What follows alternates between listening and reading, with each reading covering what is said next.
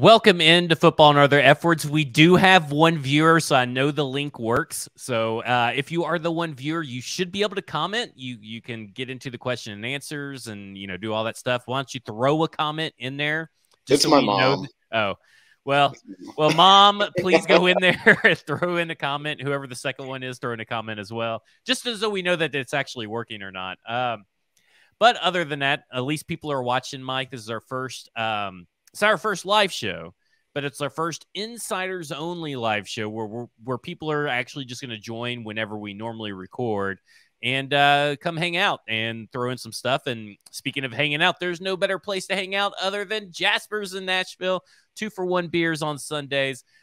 Football is the last Titans game before the playoffs. And I know it's on Saturday, but you can still go to Jasper's and buy 2 beers. And you're going to need them because I just have a feeling that you're either going to be celebrating or you're going to be crying, whether it's a win or loss, either or, because I think that there's going to be 2 subsections of fans for each outcome. And we do have a comment, so it's actually working. So welcome. Welcome to people who are Broadway insiders. We appreciate your business. And if you know friends, and even enemies and maybe families, maybe you should have gifted a Broadway Insiders pass to someone that you know, because maybe you forgot a Christmas present. So this is the perfect gift. So 2 things. Go to Jasper's, get you a gift card, then buy a Broadway Insiders pass, and then boom, you have like a gift that is like in such good value and such good return that you will be the hero of Christmas, even though that you're, 7 days late. What do you think about that, Mike? I mean, sometimes heroes show up late. I mean, it is what it is. And look, time is just a construct. I mean, let's be honest. Yeah. Bring your gifts whenever you want. Yeah. Christmas can be all year round. Doesn't just have to be December 25th. And if you don't celebrate Christmas, whatever holiday you want to use, you can always buy gifts. That's right. He's Mike Herndon. You can follow him on Twitter at Mike Herndon NFL. And this week, I bet you guys will never be able to guess what we're going to be talking about. The quarterback situation for the Tennessee Titans. And over at paulkarski.com, you can read Mike's work. And on Wednesday, when you are listening to this, more than likely, if you're not joined us through the Broadway Insiders, head over to paulkarski.com and read Mike's article about Josh Dobbs and how it's a mixed bag.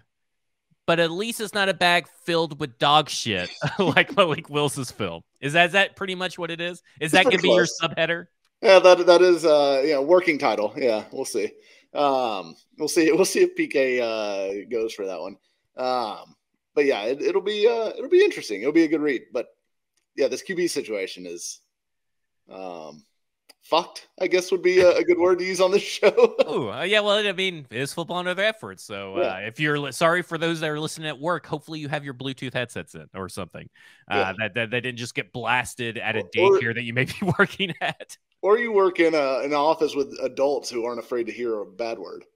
Well, I think what we need to start with, Mike, is the state of the quarterback situation, as you say, is fucked, but we need a lot of information. So on, I guess it was a Saturday night that someone had shared with us, that Aussie Titan fan 3333 on Titans Report message board said something that PFT was talking about and Peter King were talking about Tannehill and Malik and how the staff pretty much hated him.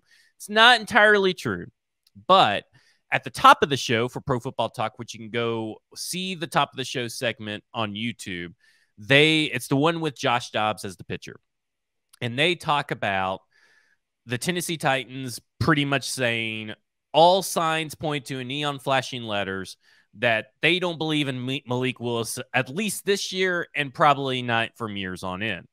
And then there's another segment later on in the show where they're discussing Tom Brady and his prospects, along with maybe being a package deal for Sean Payton, which they go into saying that really can't happen because there's only so many quarterback situations, and then the team trading for Sean Payton, has to trade away picks. So do you really want to put your next 2 years at Tom Brady's hands when you're trying to develop for the future and this, that, and that?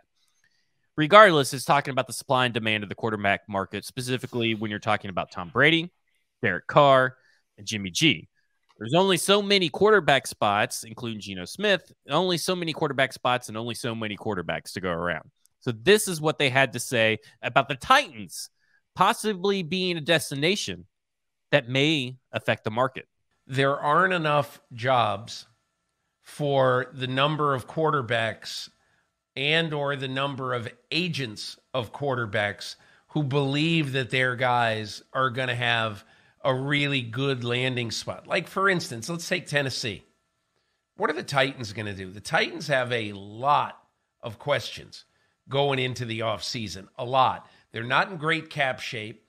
Whoever goes there, if they do end up replacing Ryan Tannehill, my guess is they probably want to. But I also think that's going to be a financial decision. But so if you keep Ryan Tannehill and you're the Tennessee Titans, so don't you want to backstop him right now if you're Mike Vrabel with somebody better than Malik Willis? So those are the kind of questions that we just don't know now. Because, Mike, you raised the issue at the top. For Mike Vrabel to have bypassed Malik Willis to play in this game and perhaps to play next week, for a guy who's been on this team for 15 minutes, it says something resoundingly beyond today. And they can say whatever they want. I have no idea what they said last night or the other day about it, but they can say whatever they want. But the fact is, if you've got a quarterback who has been playing and who's been in the system all year, and you leapfrog somebody over him who, every team in the NFL had a chance to employ on the active roster and didn't, you then have to ask yourself the question, what is Malik Willis's role there for the future? So that's 1 out of 32. And obviously there aren't 32 places that have quarterback questions, but I bet you could think of a good 10 or 12 that have legitimate quarterback questions. And then he switches over to other teams and talks about that. And to be honest, the Titans are a team, and we've talked about it, that could be in the market for a new quarterback, whether that's trading away Ryan Tannehill, whether that is drafting someone other than Malik Willis to back up Ryan Tannehill. And this seems to echo some of that. So there's a lot to unpack. Okay, so I think the first thing I want to start with is the fact that the guess, because that's what he says, right? I guess. Now, you work for a journalist. We have been around many journalists, and usually when someone says, I guess, and says a pretty definitive, eye-opening statement, they have heard something from somewhere. Now, apparently, and I didn't know this, that Peter King apparently has a horrible track record with Tennessee Titans news. I don't know if you know what these people are alluding to, or if they're just lumping him in with Mike Florio.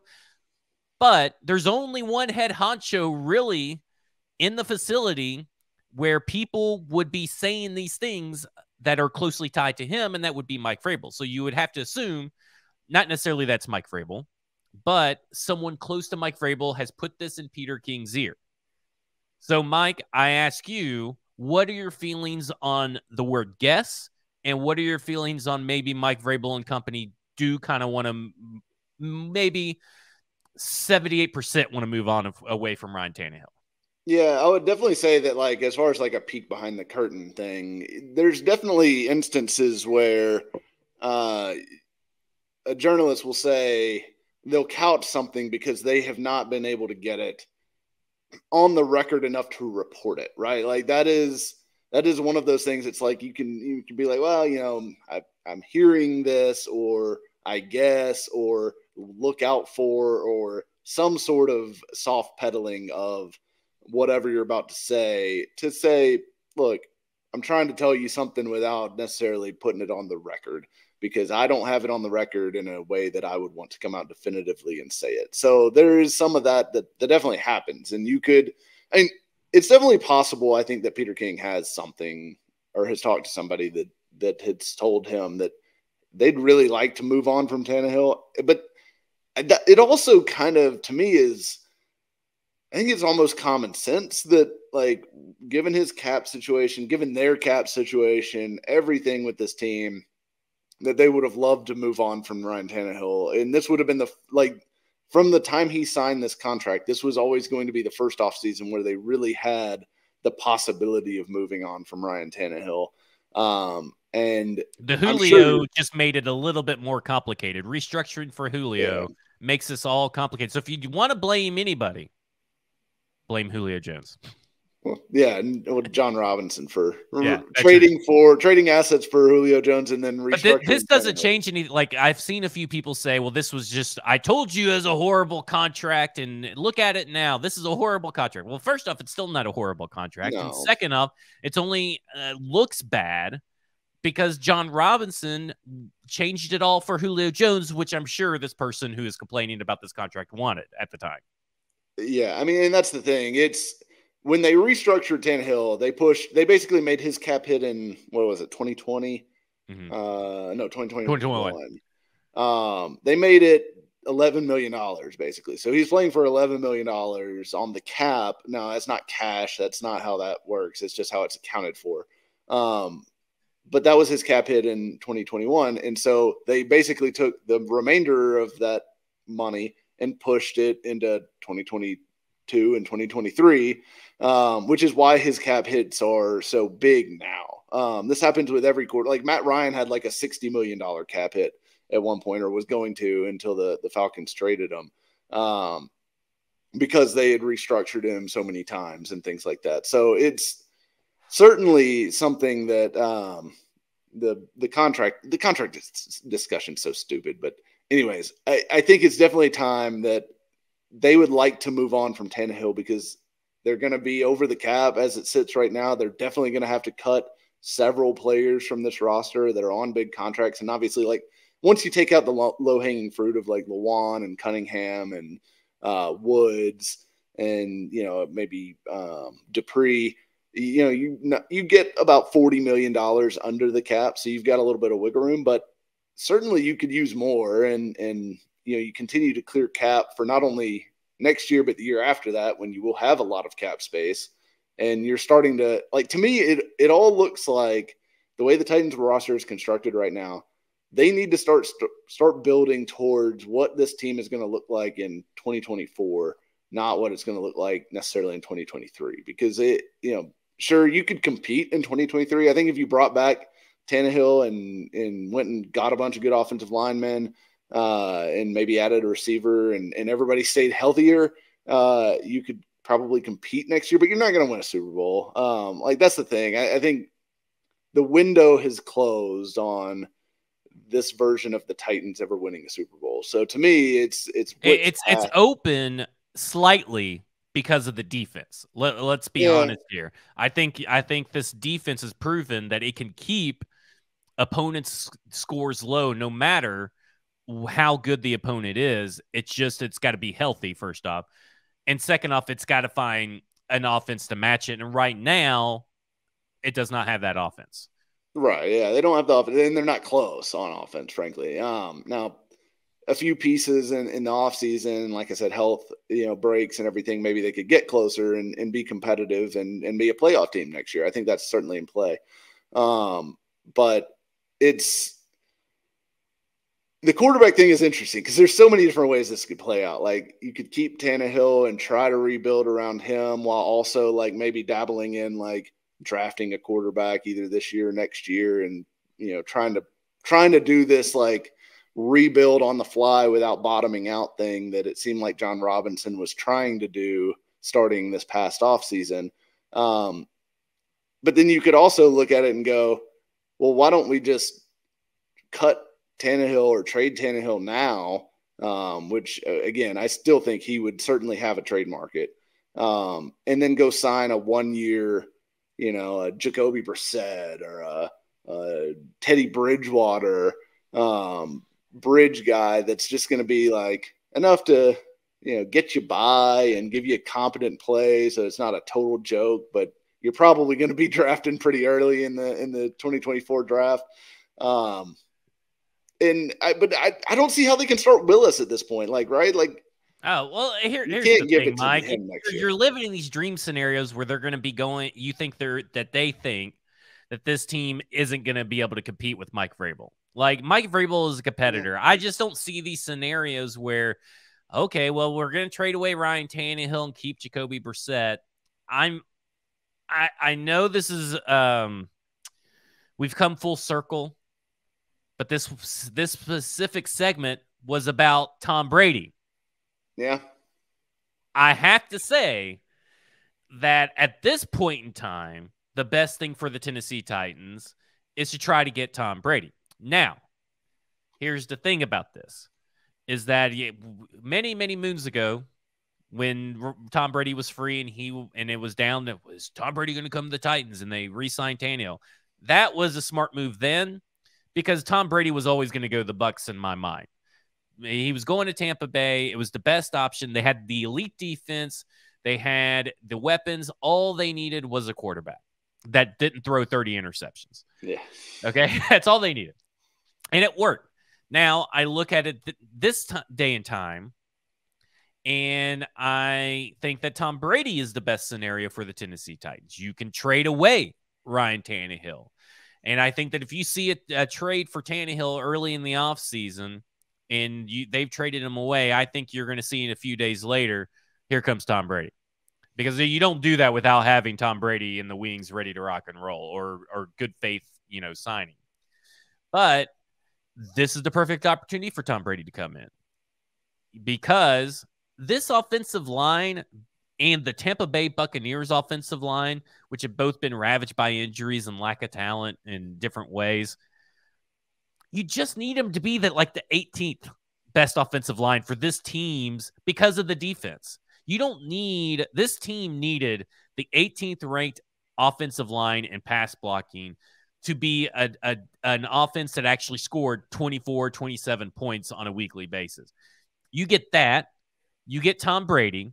You get another wide receiver. You got Derrick Henry, and Derrick Henry helps Tom Brady. Tom Brady helps Derrick Henry exponentially because you still have to fear Tom Brady. I think at that point, it would work out, right? Like, that makes the most sense. And if you want someone in the quarterback room that is the complete opposite, and I would say almost a complete opposite of Ryan Tannehill, but at least a complete opposite of Malik Willis, there's nobody better than Tom Brady that can elevate those around him still at the level that he's at. The only difference is that you got the Las Vegas Raiders right there with Devontae Adams, with Hunter Renfrow, with Darren Waller, maybe Josh Jacobs. That's a pretty good, and they're in Vegas, and Gronk's probably going to want to go hang out in Vegas. Like, that's your big competition. But Tom Brady is a free agent, and he's going to choose where he wants to go. I don't know if he likes Josh McDaniels as much as everybody wants to think that he does. So here's the thing with, and I've heard this every time I hear, this topic of Brady brought up. For the people that know Brady, they always talk about how he would probably not want to go to a West Coast team because of the distance from his family. But the family's dead. Well, but not the kids. Not the kids. The kids who live in, I believe it's New York or somewhere around New York. He still wants to be able to get back to them quickly and not be like 7-hour flights away from the kids. So I think that is still a factor, at least from talking from listening to people who have talked about this subject and know Brady's, kind of inner thoughts to some degree. So I still think Vegas seems to me a little it fits otherwise. But like you said, I'm not sure him and McDaniels are necessarily best friends. And to me, Brady probably feels like, hey, what do I need McDaniels for? If I come to your team, I'm running the Tom Brady offense. I don't need a damn offensive coordinator to tell me what to do. Which I think is true. And I think that from a Titans standpoint, I think actually this time it makes absolutely perfect sense to go try to bring him in, because we know what we know about Tom Brady is that he can still play. He will elevate the guys when the head coach and offensive coordinator lets him play, and he has a good offensive line. He did a lot of wonders against Carolina this past week. But that's because, I mean, I don't know what Carolina's defensive game plan was for Mike Evans. They kept leaving. I can't remember the cornerback's name off the top of my head, but whoever was on an island with Mike Evans, which was like Brady's like, yeah, okay, whatever. But he can still sling it. He can still sling it. And look, I mean, I think the Titans would be very smart to go, because the other thing we know about him is he'll play for a below market contract too, right? Like he always signs for like less than what he's really worth. And I'm sure he would here as well. And you could make it work financially with him. That's why I don't know if you can make it work financially with a guy like Carr, who's going to need or want a top dollar contract in addition to whatever, wherever he wants to go. But Brady will sign for below market, and it makes a ton of sense for the Titans. Now for Brady, I don't know if it makes sense at all, because his offensive line is terrible. But I mean, like, I hate that you say that this offensive line is terrible, because we don't know what the 2023 offensive line is. When people say this, it makes me think that they think that the Titans are going to sit on their hands and say, I know you're not saying that, but that's what it sounds like. That's what it sounds like you're saying. I don't think that's the case, but they have a lot to fix. Like no different than 2015 to 2016. I mean, like I said, all you got to get is to number 18. Here's the thing too. I will say that Brady himself will mask a lot of offensive line issues, especially and Derrick Henry. Him and Derrick Henry together, because he is a master of setting up protections. Also, I kind of think Brady would hate playing with Henry, to be honest with you. Because yes, because he wants those pass catching backs on the field all the time, and that is just not Henry's skill set. I don't know what was that stat that I saw that he had more yards per reception than an entire team of wide receivers. It's all screens and stuff, though. You're all screens. It's all Brady can throw. It's all different. But I mean, even like Fournette is a decent pass. Hey, listen, Tom Brady would have Derrick Henry out in that sand out in Texas, wherever Henry trades, catching passes constantly. I mean, look, I think it works in a lot of ways. I just don't think, if I'm Tom Brady, this is probably not the roster I want to go walk into at this point. What roster would be that? The Jets. You think he would rather go to the Jets than to Nashville? 100%. They have just as good a defense. They've got receivers that are more I won't say more experienced, but it's a better receiver room. I mean, it just is. Corey Davis, Garrett Wilson, Elijah Moore. It's a better group of receivers. It's a better offensive line with Elijah Vera-Tucker. But how can he go to the Jets when Ryan Tannehill is traded to the Jets? Well, ideally, they do deal Tannehill to the Jets. But yeah, I mean, I think there's better destinations for him. And also, if he wants to be close to the kids, then that puts him there too. There's certainly like the Vrabel element. I think would be the big thing. What if Giselle takes the kids to Brazil? Then technically Tennessee's closer. Well, that's true. Or maybe Giselle's going to move to NBA. Never know. She's going to take the kids on tour of NBA and go to Nashville. Yeah. But I don't know. I would like to see the Brady thing, because I think that would just be super fun. And at this point, like, if the Titans are going to try to win next year, they might as well try to win in like a fun way. But I can't see it happening. It's interesting. So, the other part of all of this is the fact that people are kind of bucking up about this, and a few people are bringing it up in here, is that essentially, where's the good one? Here it is. Isn't it also preemptive to guess what they'll go before having a GM? What if the incoming GM loves Tannehill? So this is from Jason. So if the big thing I've seen all over is that, well, we don't know what the next GM's going to want to do. Well, I can guarantee you the next GM's going to want to win. And the next GM is going to want some flexibility to bring in guys. Now, there's a good chance that the guy that they are going to sign that's general manager is probably someone inside the building. And I think that is the most likely outcome. So wouldn't you think that if this is coming from, I don't know, what if it's coming from Stretch, who may be the next GM? I think he may know that they kind of want to get out of Ryan Tannehill, right? I mean, like, that's the thing you got to remember, is that the people that are probably talking to Peter King are people in the inner circle of candidates that are probably going to be getting this job. And here's the thing too. I think, I mean, sure, you don't know who the GM is going to be. They could go outside the organization. Like I could buy like Rick Smith. I could buy Thomas Dimitroff. I could buy, Brian Gain. Those guys are all valuable candidates, I believe. But whoever it is, Vrabel's clearly going to have say over personnel to some degree. Now, whether that's like full control or veto power or whatever, I don't know. I tend to think it's more going to be Vrabel and the new GM both answer to Amy Adams Strunk, and Vrabel is not under the new GM necessarily. He's alongside the new GM, and maybe he has control of the 53-man roster, that kind of thing. So it'll be interesting to see how like that balance of power shakes out. But I can guarantee you, whoever they hire as the new GM is not going to come in with some ideas that Vrabel is completely against, because that is going to be a part of the vetting process. Is going to be, hey, are you guys on the same page as far as like the big ideas that we need to build around? Because you don't want to bring in a GM who, say Vrabel hates Tannehill and is ready to move on, and the new GM loves Tannehill, and this is going to be a huge fight. And, like you wouldn't do that from a hiring process standpoint.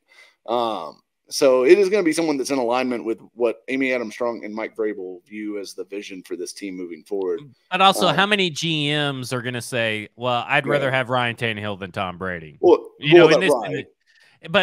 know that's, very general way of putting it. But at this point, the one guy who did say that is on the street. It's valid, too, because, I mean, Tannehill, I think we all respect him for what he is and think he's a pretty good quarterback, but he also is very limited. Like he's not the guy, like nobody's going to walk in and be like, oh, I'm taking this job because I have Ryan Tannehill as my quarterback. They're going to want to put their own quarterback in place. They want to find, the kingmakers of the NFL, the Patrick Mahomes is, the Josh Allen. And the guy that gets you the most chances of being able to do that is trading Ryan Tannehill. Like that gives you the most options and most chances to try and either trade up in this draft, trade up in next year's draft to get the guy that is the next franchise guy. Right. Which, I mean, it'll be very interesting because, I will say that if Tannehill's not on the roster next year, I mean, it becomes very clear that either they are trading up for a quarterback or going to take a quarterback with whatever pick they end up with in the 2023 draft, or that they are just going ahead and rolling it out there and saying, hey, we're going to be bad next year and we're going to hope Caleb Williams or Drake May is a Titan in 2024. Because those are really, I just don't see, I guess barring Brady, I just don't see why, like, you're not going to go get Carr. Like, Carr's the same as Tannehill. Like, if you want to, you can't afford to get.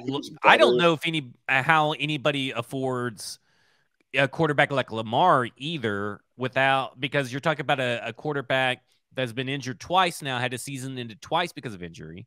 Yeah, and you're probably going to have to give him a fully guaranteed contract. And let me tell you something, for those that are not looking at these fully guaranteed contracts, because I really wasn't, because it really didn't pertain to what the Tennessee Titans were having to go through, but because I'm going to have to be writing some articles this year and do some research because possible quarterback movement. If you got a quarterback like Lamar Jackson on a fully guaranteed contract, you're talking about in year one, which is typically your lowest year cap hit, like a $39 million cap hit. And here's the thing. It's because you're having to give him a brand new contract. You're not extending him. And second, it's because it's fully guaranteed. You're going to have to go 6 or 7 years. And is Lamar Jackson a guy now that has had his season ended worth 6 or 7 years, maybe even longer, of fully guaranteed money that cost anywhere from $39 million cap hit all the way up to a $52, $53 million cap hit every year? It's never going to be below at a certain point than $45 million cap hit on a fully guaranteed contract. And I would love to see Lamar Jackson as a Tennessee Titan. But that is an outrageous number. It is so important to find. It's so important right now to have a rookie quarterback that can get you places and that you can build around and make them worth the money instead of trying to get someone else's technically leftovers, for lack of a better term. Yeah, and I'll also say that with the Lamar thing, I know people get their hopes up about it the closer it gets to free agency and he's not signed to an extension or whatever, but they can tag him and they almost certainly will. So that's going to be a disaster, by the way. Whatever's that whole situation is going to be a disaster. It seems like it's headed towards bad things for the Ravens. But I mean, at the very least, they're going to tag him and then force some sort of trade. They aren't going to let him walk away for free. Like if you think you're just going to sign Lamar Jackson in free agency, I think that's unrealistic expectations to have. So it's if you're going to get one of these guys, you're going to have to either trade major things for him, which we've seen how that's worked out for some teams here recently, or go draft your own. And going and drafting your own is the way to go if you can find the guy, which we all know as people who followed the Titans for a long time, that is way harder to do than it is to say. So it's it's hard, but you give yourself the best chance if you go and draft a guy. Yeah. So the flip side is that they have tried drafting a guy, Mike, and that guy would be Malik Willis. And what I've come to find out, and I wrote about this for BroadwaySportsMedia.com, the Josh Dobbs game, while it was not perfect by any stretch of the means, and he's not the second coming to Peyton Manning or anything like that, but watching that game, it was eye-opening for me as a guy who was holding out hope for Malik Willis. Because, Mike, it ain't going to happen. like, it's just not going to happen. And here's the thing about the whole thing about Malik Willis. Now, first off, obviously Josh Dobbs has been in the league for 6 years. But he's coming into a new team on 8 years or 8 days. And a couple of those days they're not even practicing, right? I mean, they're not even walking through. They're doing, film study and stuff. So you're talking about 2 or 3 days of actual walk-through practice. Think about that. Versus, yes, I know he's a rookie. Yes, I know he's raw. But you're talking about a guy that has been doing this all the way back since May. Pretty much. I mean, for a long time, he's been in the system, been doing this stuff, and showing very, very little improvement with every outing. He has shown improvement, but very little. And then this guy goes and gets 100 yards in the first half, 232 yards in the entire thing, and he throws an actual touchdown pass, and the offense looked competent. Like that is the best way to put it. It was functional. It was able to keep it close for a while. It still wasn't there. Obviously, you don't have Derrick Henry, but it still wasn't there. But an offense being led by a quarterback who had probably like 3 walkthroughs, it looked pretty good. Yeah. Now, I gotta tell this to fans. When the Titans drafted Malik Willis in the 3rd round, look at it as they went and bought a $3 lottery ticket at a gas station. They waited for the numbers to be called, and now they've lost their money. Well, you know what they've lost, though? $3. Now, on the flip side, what fans are wanting, Mike, is for this team to fucking play a game of Monopoly and spend 5 hours, 10 hours playing one fucking game of Malik Willis Monopoly. And at the end, only one person wins. And guess what? It's probably not you, and it's definitely not Malik. And they've wasted all this time playing this game for a 3rd round pick. This isn't a 1st round pick. It's a 3rd round pick. It was a lottery pick. It was a dart throw, whatever analogy you want to use. And it didn't work out. And it's not going to work out. So I think these words by Peter King, these observations, and what you've literally seen, I think it's just over for Malik here, and I hate it for him, but he'll be a fucking great youth pastor. I mean, he's going to be a phenomenal guidance counselor. I mean, I'm kind of in the same place at this point because, I mean, look. I held out as long as I could.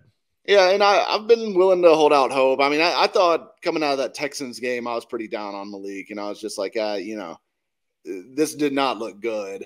Because the problem is it's like the same – it's like Groundhog's Day. It's the same issue popping up over and over and over again. And, them making the move to go to Dobbs is super telling about how they view Malik Willis. Because if it was even close, you would not do this. Like you would just stick with the young guy and hope that, you get a little development out of him. This was them saying, we know we're screwed if we have to play this guy against Jacksonville. They want to win. Different. This is why they'll never tank, by the way, which is whether that's a good thing for you or a bad thing for you. This is the perfect example of them always going to try and win every fucking game. Yeah. And like Dobbs had been on the roster for 8 days before he took his first snap as a starter in that game. And not only that, but they made that decision by, what Dobbs said the night after the Texans game. That's Christmas Eve.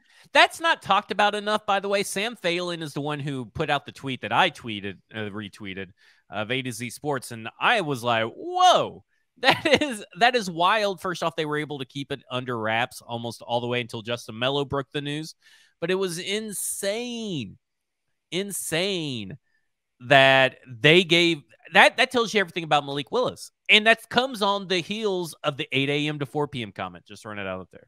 Yeah, and I still that still lingers in my head of like maybe he's one of the 8 to 4 guys, but either way, I mean, like, look.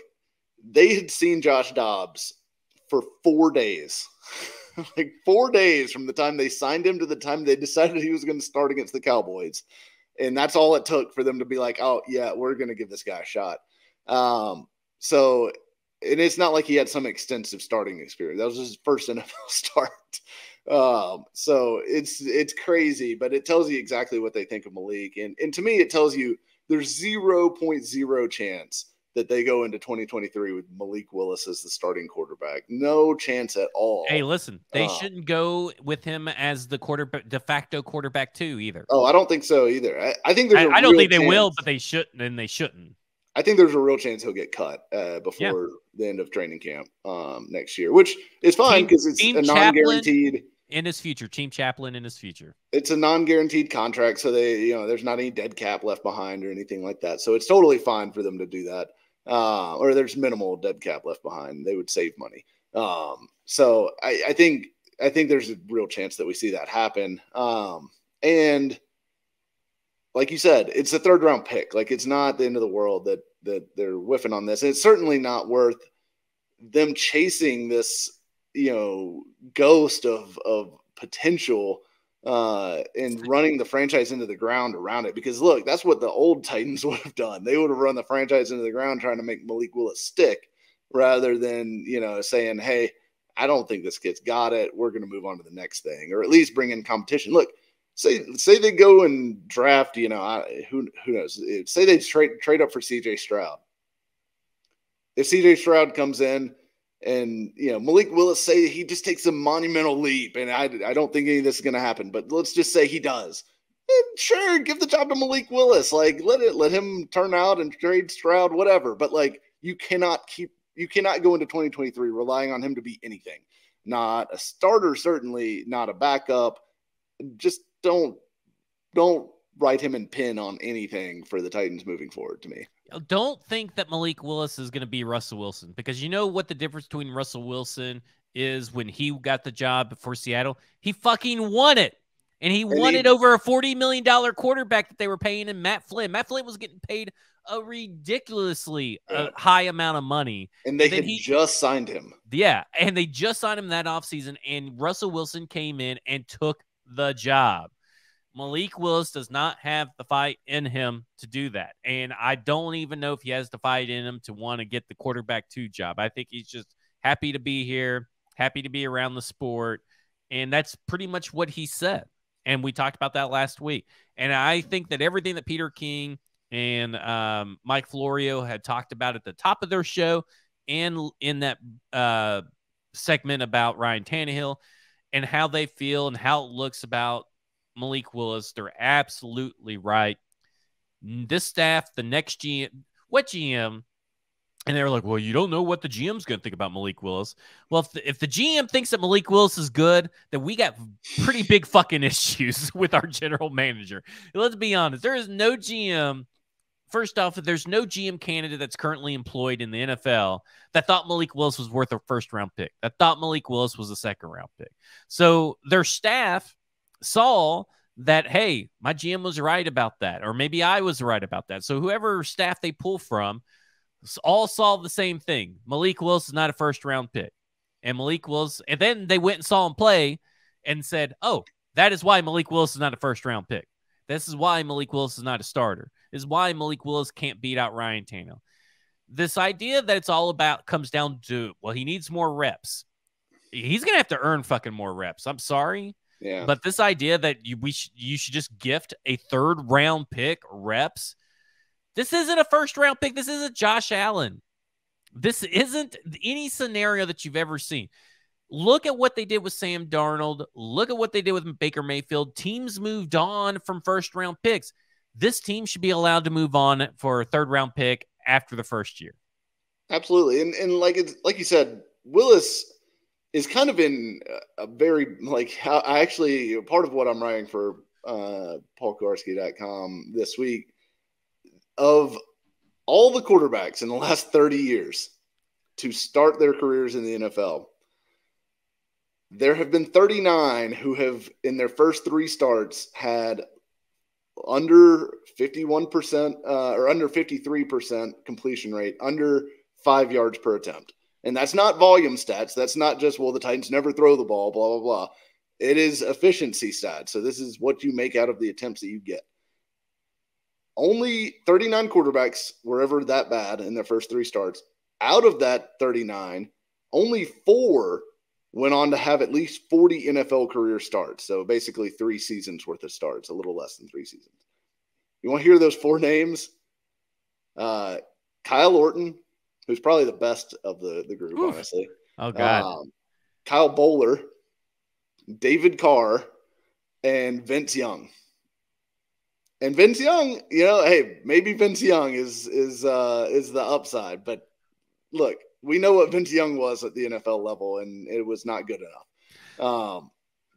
So I mean, look, and that's the best case scenario, I think, is hey, maybe he's Vince Young. It's just not aspirational, So let me say something, because I recently someone's like, well, because I talked about Russell Wilson and Dak Prescott being outliers, and they go, well, those teams threw the ball their rookie year. They didn't run the ball, 30 times a game. Well, genius. The Russell Wilson-led Seahawks were number 1 in rush attempts and number 32 in pass attempts. Well, genius. Dak Prescott was number 1 in rush attempts and 31, I think, in pass attempts, or 30. So, yeah, they did run the ball, because that's what you do with a rookie quarterback. Yeah. The difference is that the passes that they threw were on time, on target, and they looked comfortable doing it. Yeah. And they were able to operate the offense on time. That to me, that is still Willis's main issue, is he just does not operate on time. And his time to throw metric is horrendous. It is horrendous. And Josh Dobbs, having learned the offense for 8 days, was more decisive and quicker to get the ball out. And it was so visibly apparent from the first drive. Yes, from immediately. You could tell he is clicking through and getting rid of the football. Like, he was doing that well. And look, spare me all your, well, they ran bootlegs. Bootlegs for him. Look, fuck bootlegs. Bootlegs are not some magic play that's like, oh, well, they let him run the good plays because all the good plays are the bootlegs. That is not what that is. They ran plays that Dobbs is comfortable with running, and that they are comfortable with Dobbs running. They also did the same thing for Willis, and it looked like to me they were more comfortable with Dobbs running more of the offense than they were with Willis, despite him having 9 months extra on the job learning the offense. So to me, again, that tells you pretty much everything you need to know about where he's at right now developmentally, and it's so far away from anything you want to have on an NFL football field. It's just like the whole Marcus situation. Like, people can't grasp the fact that this is the same exact offense. It's just they're using more diverse plays from the same playbook, because the quarterback that is behind center can actually fucking run them. And also, guess what? When you've got a quarterback, like, you could call the exact same play, and when you've got a quarterback who actually executes that play on time, it looks a lot better and a lot different than you have a quarterback that's not executing on time and that's getting stuck on reads, or that's just sitting back there holding the ball, looking at the pass rush and running around. it looks a lot different because the execution is a lot different, not because the play, you could run the exact same play and it looked totally different by two different quarterbacks running it and executing it at different levels. So spare me all this nonsense about like this magic playbook that that's what's funny, right? Because I mean, everybody, I think I would say 99% of the fan base, right? Yeah. Is so far out on Todd Downing, right? They think he's a moron, he's an idiot. But let me tell you something, Mike. According to fans, in 8 days, he was able to design and install an entirely new playbook for Josh Dobbs. And Josh Dobbs was able to learn it in 8 days because it was just this magic playbook. So all of a sudden, Todd Downing, super magical genius, but just for Josh Dobbs. Selective racism, apparently, is what is the best term to use to describe that, because they're only racist against Malik Willis.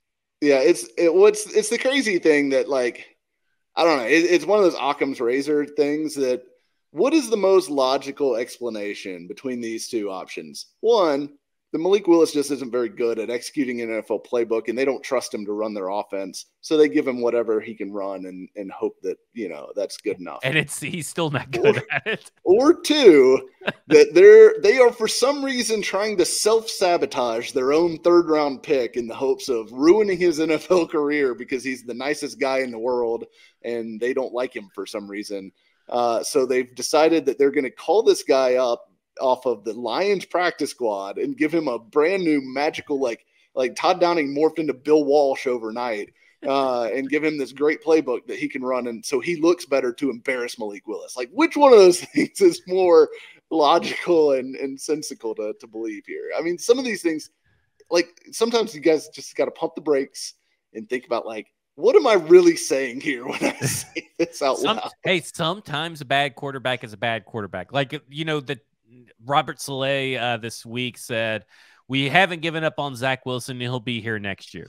No, they've given up on Zach Wilson. But listen, Titans fans are like, oh, those idiots, I can't believe they're going to stick with the Zach Wilson. He sucks. Malik Willis is Zach Wilson. Like, they're the same person. Except for Malik really Willis can't get 100 yards. I mean, but like, they are the same talent level, and they're like, oh, those idiots, I can't believe they would ever stick with Zach Wilson. And I'm thinking, I'm looking at the Titans fans, and I'm going, you idiots, I can't believe you're sticking with Malik Willis. And it's like the Jets when they put in Chris Streveler, who I literally had never heard of before the moment he went in that game. And all of a sudden, the offense is moving down the field, and I'm like, wow, look at that.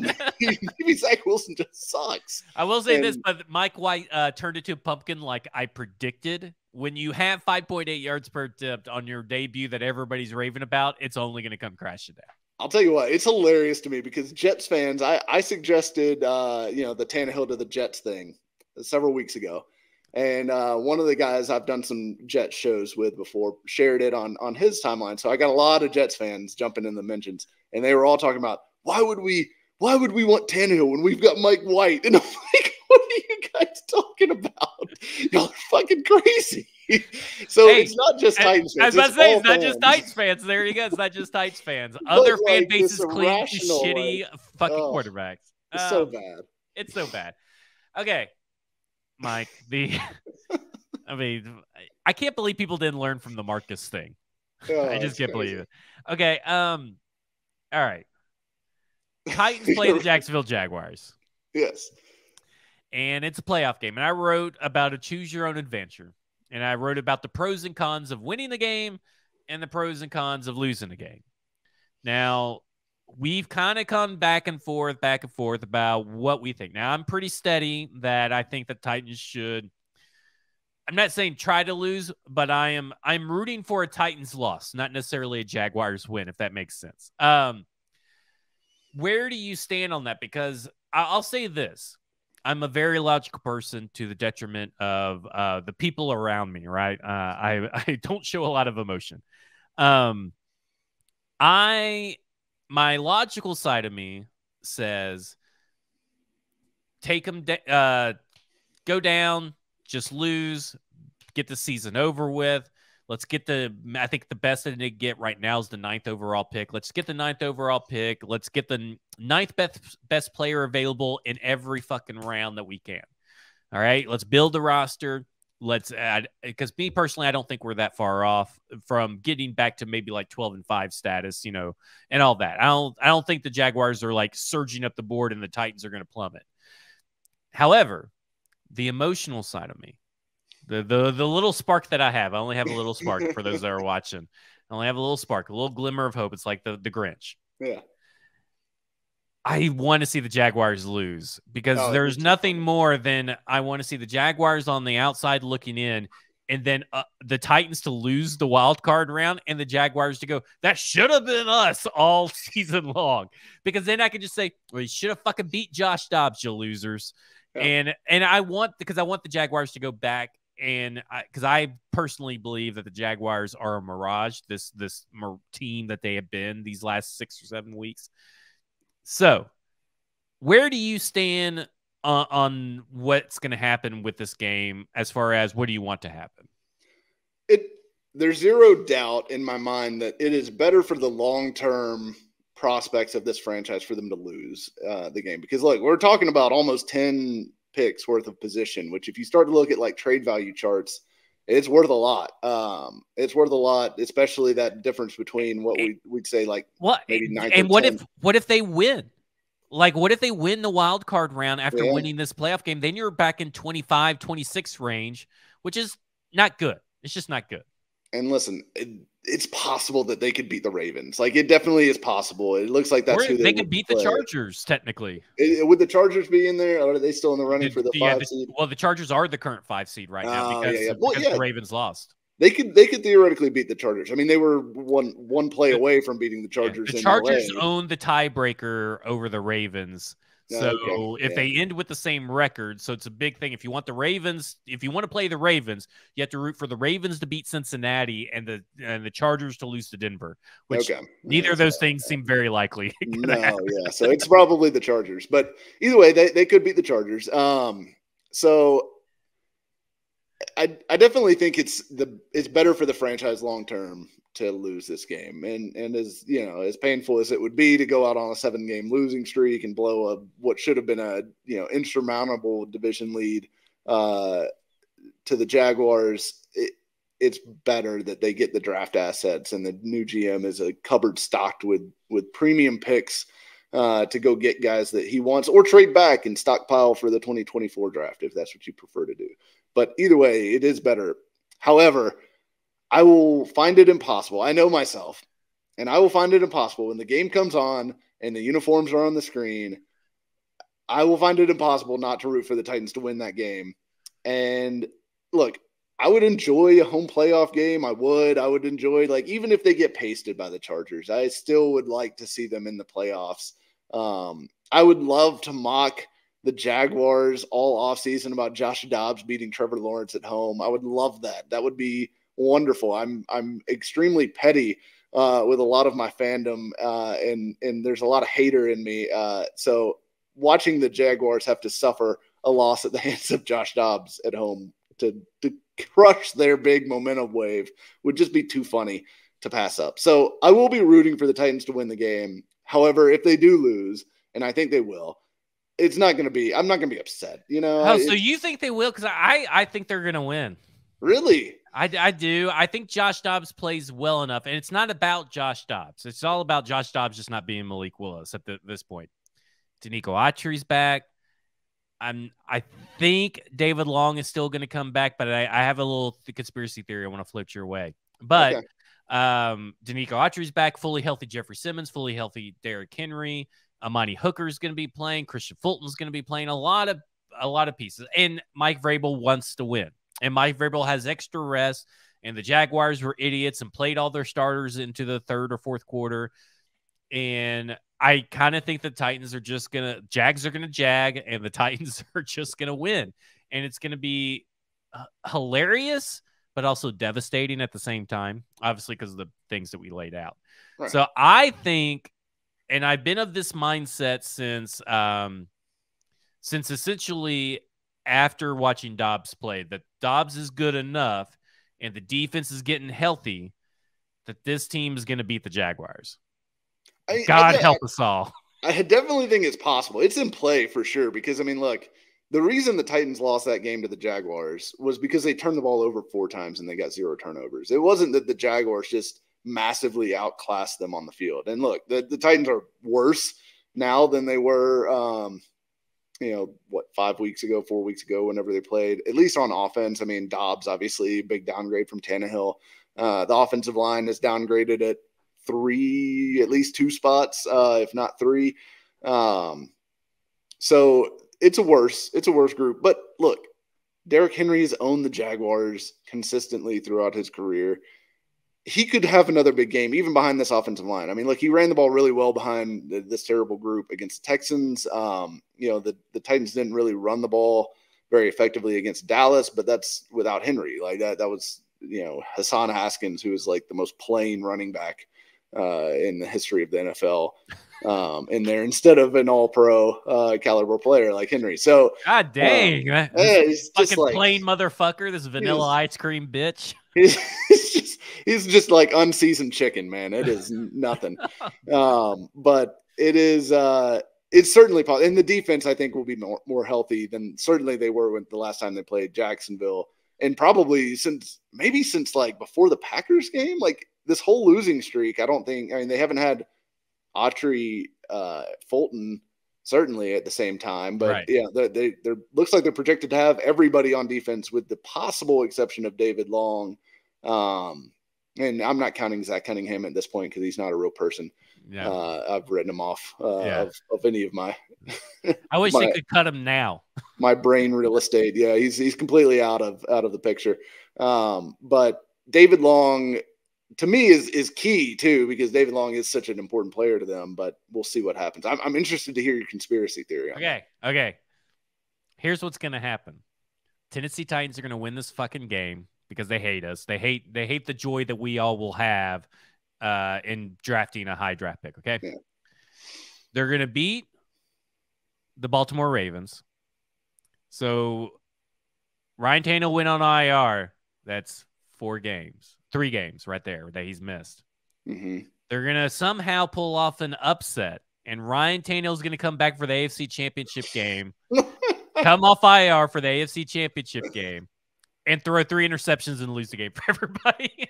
Oh Lord! I thought that nobody besides David Long was being considered, though, quote unquote, by Vrabel. Well, I mean, that depends on how much you want to believe in Vrabel, but it didn't sound like David Long's coming back this week. He keeps putting it off, and if he doesn't come back, I'm just saying, why bring David Long back if you could just keep on winning games without him? There's no look. I love the conspiracy. There's also Ben Jones that could come back too by the AFC Championship. 0.0 chance that this team is going on the road and beating either the Chiefs, Bills, or Bengals in the playoffs with Josh Dobbs at quarterback. Like, it's just not happening. Hey, people said that the Bengals couldn't make it to the Super Bowl with that offensive line, and look at them. Just saying. Nick Foles won a Super Bowl, Mike. Trent Dilfer's won a Super Bowl. Why can't Josh Dobbs? Oh my God! You've gone way too. Super Bowl. He just has to get to the AFC Championship game. You've gone way too deep in the Josh Dobbs sauce. Listen. This team almost. Listen, if they play the Chiefs in the second round of the playoffs, yeah. Why not? Why not Dobbs? If Josh Dobbs beats Patrick Mahomes at Arrowhead, like wouldn't that make it all kind of worth it then? Okay, well, the draft pick's going to be really shitty. It's going to be like 28 or 29. But you get to tell Chiefs fans, you fucking lost to Josh Dobbs and you have Patrick Mahomes. Listen, that's the way I feel about this Jaguars game, honestly. I feel like Josh Dobbs beating Trevor Lawrence and dethroning the Jaguars from their little hot streak.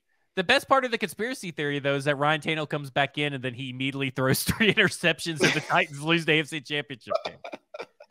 That would be devastating for Volunteer fans, for the Titans fans, and all this stuff. Like they would just like blow a gasket.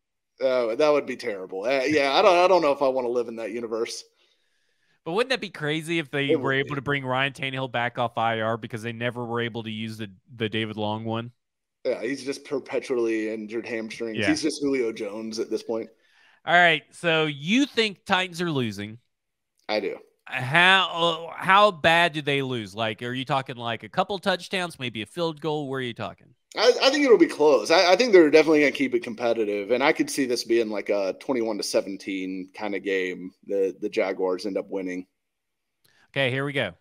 Titans win 24-17.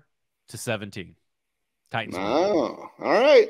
I would love it. I think Josh Dobbs, Derrick Henry, they're going to limit the turnovers. I think Derrick Henry is going to be playing well rested, a little pissed off. I think the defense looks good. I think the Titans are going to win this game, and I'm not technically rooting for it, but I will laugh when it happens. So a little bit of laugh crying maybe, because I'll remember always we'll always have those couple weeks where they were in like the top 11 draft picks. We'll always have those times. Paris Johnson Jr. just teed up. Ready to go. And he's gone forever. Gone forever is Paris Johnson. Well, that'll do it for us. This has been Football Under the Efforts. Thank you to all the Broadway insiders joining us. I think this could be a regular thing. It may not be the same time, so you just have to kind of look at our Twitter feeds and turn those notifications on for Broadway Twitter feed and our Twitter feeds as well. Mike is going to be writing an article about Josh Dobbs on podcarsky.com. By the time you're listening to this, you'll be able to read it and you will enjoy it. And take your medicine, you Malik stans, because I'm having to take my medicine. Saying that because I was a Malik stan. And I held that hope as long as I could. You're reformed now. I am reformed. And you know where I will drink and toast to the memory of Malik Willis? Jasper's in Nashville. Head down Jasper's, Nashville. Their food is phenomenal. The beer is cold. They have TVs everywhere. They're the next evolution of sports bar. I wish I could have been there when UT was dominating Clemson. And seeing what the watch party was like, the somber mood at the watch party at Jasper's. But head to Jasper's, get your food, get your beer, head on over there. For Mike Herndon, you can follow him on Twitter at Mike Herndon NFL. I'm Zach Lyons. You can follow me on Twitter at EffortsPod. This has been Football and Other Efforts, and you have just been effed.